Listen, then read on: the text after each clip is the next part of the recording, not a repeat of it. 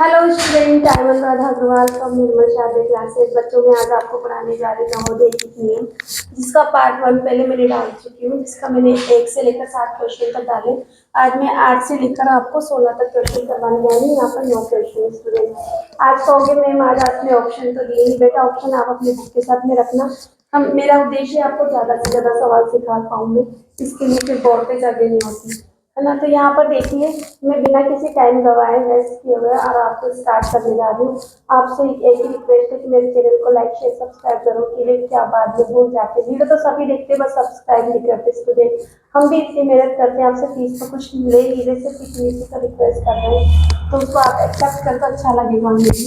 एक आदमी एक काम का 1/6 भाग 6 दिन में पूरा करता है, तो वह काम का 1/2 भाग कितने दिन में पूरा करेगा। देखो स्ट्रेट शॉर्ट बताती हूँ आपको। 1/3 जब 3 भाग था या इस तरह का पूरा था, तो हम क्या करते थे, उसका उल्टा कर देते थे। अब यहाँ आप इसका उल्टा करने की आदत डाल लें। 6 दिन में पूरा करता है मतलब काम कितना है। अगर मैं 1/3 का उल्टा करूँ तो क्या हो जाता है 3, और 3 और 6 को गुणा करते मेरा 18 हो जाएगा। तो वो उस काम का 1/2 यानी कि आधा भाग कितने दिन में पूरा करेगा, है ना, आधा भाग। तो 18 के आधे कर लो, काम कितना हुआ आपका 18। 18 के आधे करते से 9 दिनों में पूरा करने का सीधा सा ऑप्शन आ रहा है। बट आपको मेरी बात समझ में नहीं आई, तो हम यहाँ हल करते हैं कि आदमी काम का कितना आदमी काम पूरा कर रहा है। आदमी कितना 1/3 भाग कितने दिन में 6 दिन में, है ना। तो एक दिन में वो कितना पूरा करेगा, तो आप कहिए पूरा काम करेगा 6 गुणा 3। ठीक है, तो यहाँ पर देखो उस काम का आधा भाग, आधा मतलब आप दो का भाग दे दो। ठीक है, ये काम पूरा था उसका, है ना। 6 गुणा 3 मतलब क्या पूरा काम हो। अब आधा करो तो करो, इसको 3 से काट दो। 2 का भाग 3 में दिया, 6 में दिया 3 बार, और 3 को 3 से गुणा करा, 9 दिन आपके उत्तर आ गए, है ना स्टूडेंट। बिल्कुल ठीक, आप परेशान नहीं हो रहे, आपने आसानी से आपने भी क्वेश्चन कर लिया है। तो स्टूडेंट देखिए, हम क्वेश्चन नंबर 9 की ओर चल रहे हैं। चलो क्वेश्चन नंबर 9। आपको ऐसा तो नहीं लग रहा कि मैम जल्दी करा रही है, बेटा जल्दी ही टाइम बचाना है। यदि 40 संतरों का मूल्य 20 रुपए, देखो 40 संतरों का मूल्य 20 रुपए, यानी कि संतरे 40 रुपए 20, यानी कि एक संतरा 50 पैसे का है। आप थोड़ा सा दिमाग लगाओगे तो आसानी से हो जाएगा। तो 40 संतरों का मूल्य कितना है 20 रुपए, तो एक संतरे का मूल्य क्या होगा 20/40 संतरों का मूल्य 20 रुपए है, तो एक संतरे का मूल्य 40/60, और तो 60 संतरों का मूल्य क्या होगा, आप इसको काट दे, क्या होगा 2/4 गुणा 60। 4 से 60 को सीधा 15, 15 चौक 60 होता है ना, तो कितना हो गया, 2 को इससे गुणा कर लो 30। तो देखो संतरे 20 थे, 40 थे तो मूल्य 20 था। अब संतरे 60 है तो रुपए 30 आधे हो गए ना, हुए ही हुए। अब सिंपली देखो बेटा, कुछ मैथ्स का दिमाग ही मत लगाओ। जितने संतरे उससे आधा मूल्य, तो 60 का आधा कितना 30 रुपए, है ना बेटा।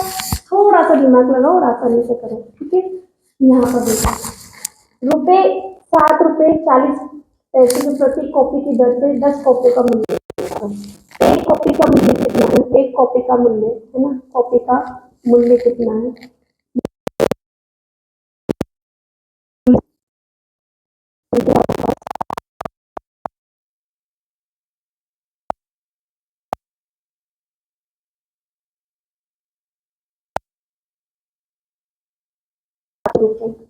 ठीक है, आप जब भी आपके ऑप्शन मिले बुक में और आप टिक कर लें, कितना आसान है ना बेटा करना, बहुत मजे आ रहे हैं आपको। अभी तो मेरे क्या आ रहा है, सवाल है कि क्या है, हलवा। देखो रुपए प्रति दर्जन की दर से 30 कॉपियों का मूल्य ज्ञात करना है।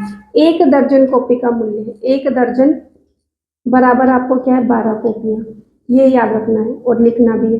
आपको वहां तो डायरेक्ट करना होता है, बट आपको ये याद करना है, वहां लिखने की जरूरत नहीं थी, आपको सीधा सीधा करना होता है। तो एक दर्जन मतलब 12 कॉपियों का मूल्य कितना हो गया आपका 84 रुपये। तो एक कॉपी का मतलब मूल्य क्या हो गया 84/12। अब 30 कॉपियों का मूल्य होगा, 30 कॉपियों का मूल्य होगा है ना, का मूल्य बराबर क्या होगा 84/12 गुणा 30। चलो करते हैं, 1 12 12 2 12 जो 7 12 84। 7 को 30 से गुणा कर लेंगे, है ना, ऊपर लिख देती हूँ आपको आसानी होगी। 7 गुणा 30, 7 या 21, 210 रुपये हो गया आपका आंसर। ठीक है, और आप टिक लगा लें अपने, ठीक है। चलो ऑप्शन जहाँ भी मिले 210 रुपये आप टिक कर लो। क्वेश्चन नंबर 12 बहुत इजी है ना बेटा। एक नौकर रुपए 70, कितने 70 रुपये प्रतिदिन की मजदूरी पर रखा गया। इंपॉर्टेंट क्वेश्चन है स्टूडेंट।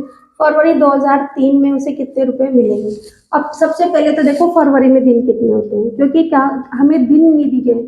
फरवरी आपको पता ही, या तो 28 होती है या 29 होती है। अब हमें पता करना है कि 28 की 29 की। तो 2003 देखो यहाँ पर विषम संख्या आ रही, क्या आ रही विषम। अगर मैं इसमें 4 का भाग दूं, क्योंकि 4 का भाग, यही तो ट्रिक है कि 4 का भाग दे दो और पूरी पूरी बार जाए, तो वो महीना 29 का होता है। तो यहाँ देखो 4 का भाग, क्योंकि 4 का पहाड़ा कहीं पर भी बोलो 3 नहीं आते, तो 4 का भाग पूरी बार नहीं जाएगी। तो फरवरी में दिनों की संख्या हमारी कितनी होगी, 28 दिन। कितने हो गए। अब क्या कहा कि नौकर को एक दिन में मजदूरी कितनी मिलती है उसको, 70 रुपये। तो 28 दिन में मजदूरी कितनी मिलेगी, 70 गुना 28। करो, जीरो पहले लिख दो।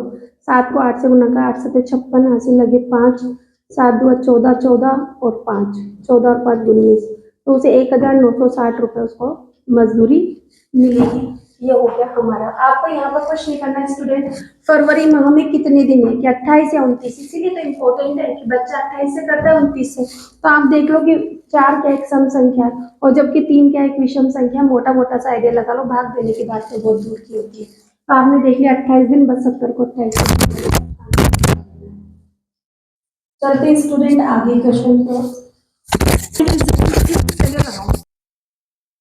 देखिए स्टूडेंट, रुपए प्रश्न संख्या 13, 5 कलमों का मूल्य 15 पेंसिलों के मूल्य के बराबर है। मतलब 5 कलम खरीदो या 15 पेंसिल बराबर है। यदि एक कलम का मूल्य 25 रुपए है, तो 15 पेंसिलों का मूल्य ज्ञात करो। अब देखो 5 कलमों का मूल्य, 5 कलमों का मूल्य बराबर है 15 पेंसिल। देखो अगर आप अनुपात निकाल लो तो बहुत ही अच्छा है पेंसिल। तो देखो यहाँ पर हमें क्या दिया हुआ है, एक कलम का मूल्य कितना है, एक कलम का मूल्य कितना है, 25 रुपए। तो 5 कलमों का मूल्य क्या होगा, 5 गुना 25, 25 का पारा 5 बार बोलेंगे 125 रुपए हो गया। तो 15 पेंसिलों का मूल्य कितना हुआ, 15 पेंसिलों का मूल्य आपका हुआ 125 रुपए। एक पेंसिल का मूल्य निकालने के लिए आप क्या करेंगे, भाग करेंगे, 125 में भाग दे देंगे 15 का, तो 2। ठीक है, सॉरी स्टूडेंट, वो 15 पेंसिलों का मूल्य 100, मेरे को लगा कि यहाँ पर शायद और आंसर क्वेश्चन होगा। तो 15 पेंसिलों का मूल्य भी आपका 125 रुपये हो चुका है। यही आपका आंसर है। खाना इजी बेटा। चलो नेक्स्ट चलते हैं। 4 कुर्सियों का मूल्य 3 मेजों के मूल्य के बराबर है। 4 कुर्सियों का मूल्य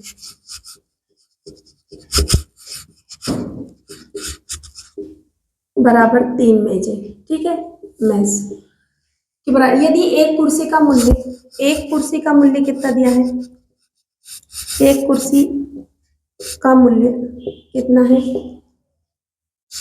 एक कुर्सी का मूल्य 330 रुपये है। तो 4 कुर्सियों का मूल्य मैं ये डायरेक्ट गुना कर देती हूँ।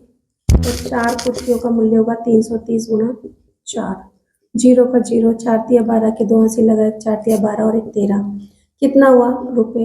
4 कुर्सियों का मूल्य 1320 रुपये है। तो 3 मेजों का मूल्य भी यही हुआ, 3 मेजों का मूल्य कितना हो, क्योंकि बराबर है, वो भी 1320 रुपये हुआ।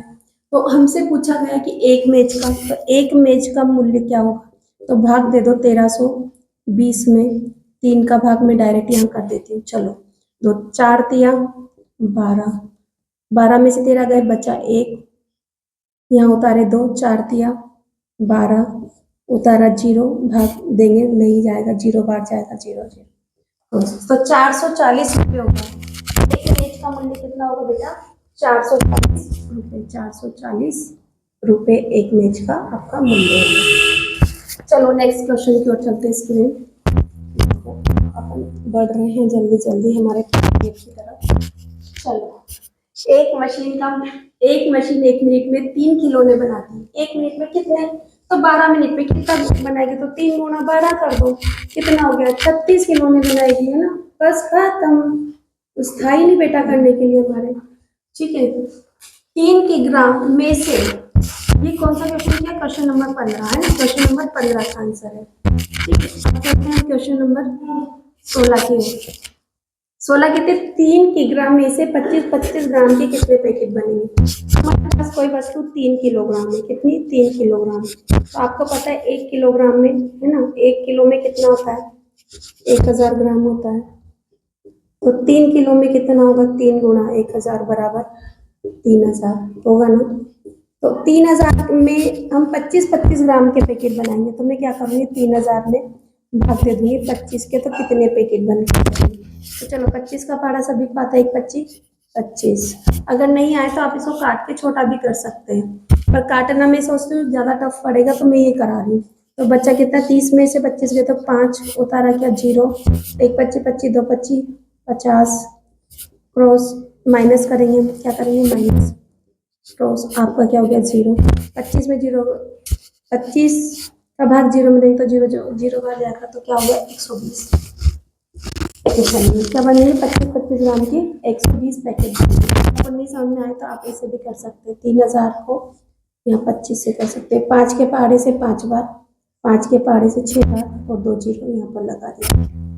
अब आपके पास कितना हो गया? 600/5।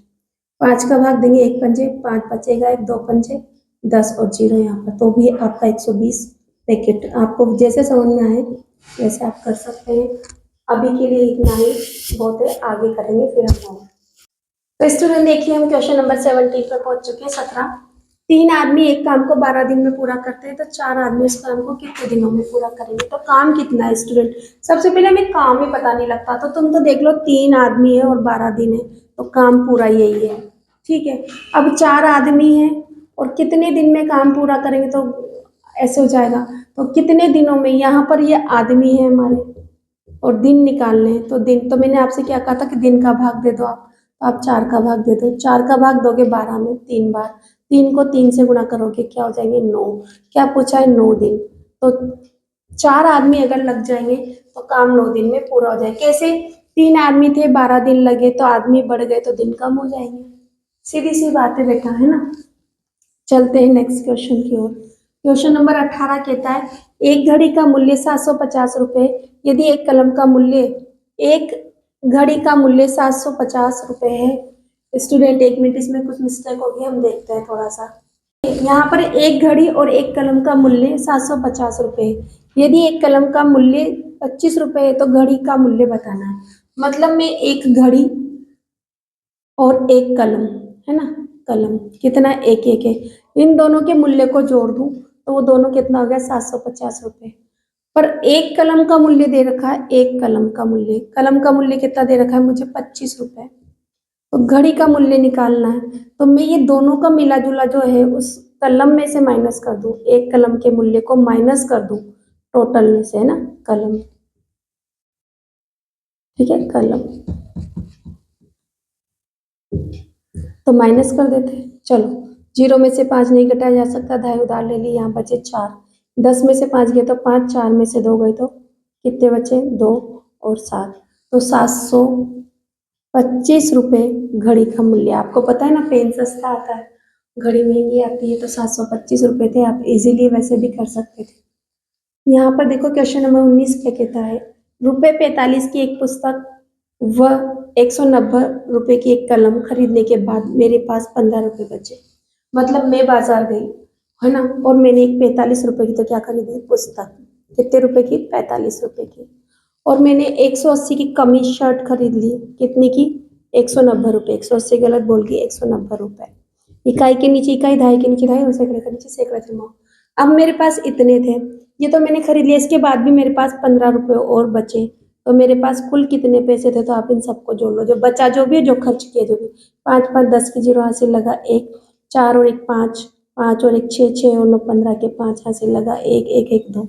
मतलब मेरे पास 250 रुपए है जब मैं बाजार गई। ठीक है स्टूडेंट, बहुत मस्त छोटे छोटे से क्वेश्चन है। क्वेश्चन देखने में डराने वाले हैं बड़े बड़े, बट आंसर बहुत इजीली। अब देखो यहाँ ये क्वेश्चन आपके लिए बहुत थोड़ा सा ऐसा है, बट अपन आसानी से करेंगे तो आराम से हो जाएगा। इंपॉर्टेंट, महेश प्रतिदिन 2 समाचार पत्र मंगवाता है। एक समाचार पत्र का मूल्य ₹1.50 है। दो समाचार पत्र, एक समाचार पत्र का मूल्य देख लो, पहले लिख लेते हैं, हम डिजिट लिख लेते हैं क्योंकि हम डिजिट में प्रॉब्लम आ जाती है हमें। 1 रुपये 50 पैसे, है ना, रुपये। और दूसरा समाचार पत्र है हमारा नंबर 2 का समाचार पत्र है हमारा, है ना, मैं पूरा नहीं लिखती, कितना है 2 रुपये और 25 पैसे, ये हमारी कीमत है। यहाँ रुपए पहले लिख लो, बाद में नहीं लिखना, ठीक है। अब उसे मार्च के महीने में समाचार पत्रों का कितना देना पड़ेगा, दोनों समाचार पत्रों के पैसे उसे लास्ट में बिल चुकाना है उसको समाचार पत्र का। तो हम क्या करें, कैसे करें, मुझे नहीं समझ में आता। पर मुझे एक चीज याद है कि एक कहावत जो हमारी मम्मी सुनाया करती थी, आपको भी याद होगी, जून नवंबर जानिए, अप्रैल सितंबर 30, फरवरी 28 मानिए, बाकी सब 31। क्या समझ में नहीं आया, जून नवंबर जानिए, अप्रैल सितंबर 30, अप्रैल सितंबर 30, फरवरी 28 मानिए, फरवरी, और बाकी सब 31। तो इस महीने में तो हमारा मार्च आ ही नहीं आ रहा ना, तो मार्च कितने दिनों का हुआ, मार्च में कितने दिन हो गए, 31 दिन हो गए। निकाल लिया बेटा, अब हम आराम से कर सकते हैं। तो देखो ये तो मिटा लेती हूँ, मार्च में दिनों की संख्या हमारी आ गई 31। तो 31 को एक समाचार पत्र का मूल्य कितना है, 1 रुपये 50 पैसे।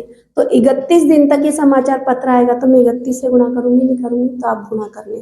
तो 1.50 को मैं 31 से गुणा करूँ, 1 से गुणा करूंगी तो 0, 5, 1 गुणा 3 से करूंगी 0, 5 या 15 के 5 हासिल लगा, 1 या 3 और 1 4, चलो करो 0, 5, 4, 5 और 1 6 और 4, 2 अंक छोड़ के पहले दशमलव थे अभी भी लिखते हैं। पहले वाले समाचार पत्र का इकट्ठा पैसा 46 रुपये 50 पैसे, फर्स्ट वाले समाचार पत्र का 46 रुपये 50 पैसे हमारा आंसर हुआ।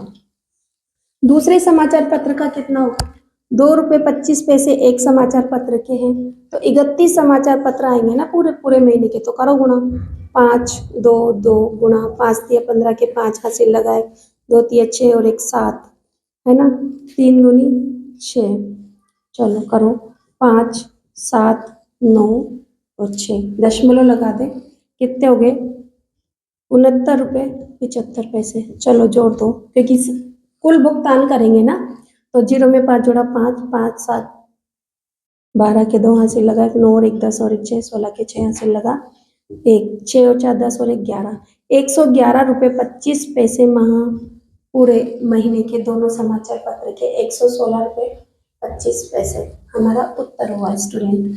चलते हैं हम आगे क्वेश्चन को, थोड़ा सा है ना दिमाग वाला क्वेश्चन था बेटा, बट मुझे पता है कि आप मेरे साथ सब दिमाग अच्छे से लगा लेंगे।